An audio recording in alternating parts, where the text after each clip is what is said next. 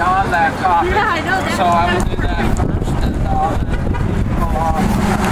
get to hear from some people that are far more worthy than I am, namely our veterans who served our nation in uniform. Are there veterans here besides everybody? We should acknowledge all the veterans. Yeah.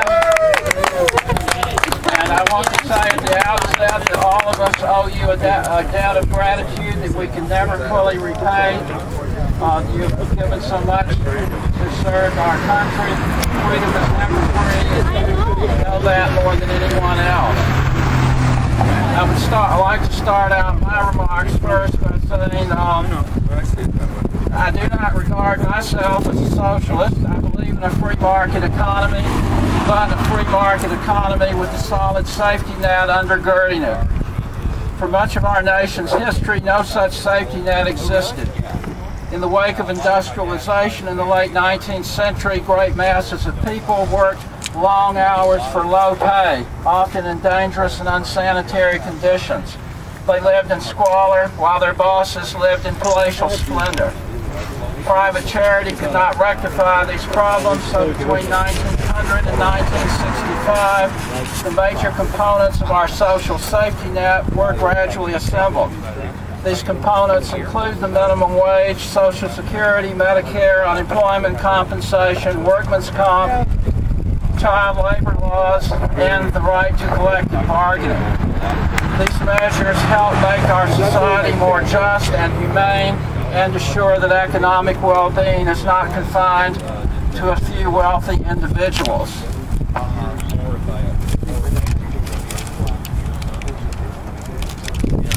The so-called Ryan budget is the latest attempt by ultra-conservatives in Congress to begin demolishing this safety net. Sadly, our own Congressman Dan Benishek is one of them.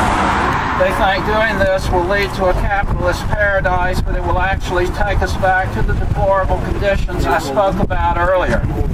They claim we can no longer afford these programs, but they are wrong. Tax rates are now the lowest they have been in over 60 years, so we can certainly raise additional revenue without wrecking our economy. We can't engage in sensible entitlement reform without tearing down the whole structure. We spend more on military weaponry than all the rest of the world combined. And a truly universal national health insurance program would not only fill one of the last gaps in our safety net, it would also go far toward containing the spiraling costs of health care that are draining so much from our nation's resources.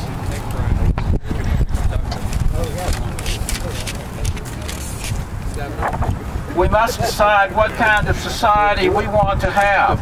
Do we want a society like that envisioned by Ryan and Benishek?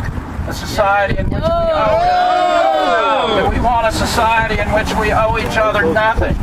A society in which we throw our most vulnerable citizens to the wolves so that those at the top can join house to house and add field to field? Quote the prophet Isaiah. Or do we want a society like that envisioned by Jesus? A society in which we take care of the least of those among us. A society in which, in the words of the prophet Amos, we don't sell the needy for a pair of shoes or trample the poor into the dust of the earth. I say we send a message to Paul Ryan and Dan Benishek that we prefer the second vision, the better vision. Yes. We demand that our safety net be preserved. We demand a just and humane society. And we demand that government of the people, by the people, and for the people, all the people, not be just an empty phrase, but a genuine reality. So let's send them that message. How about it? Yeah!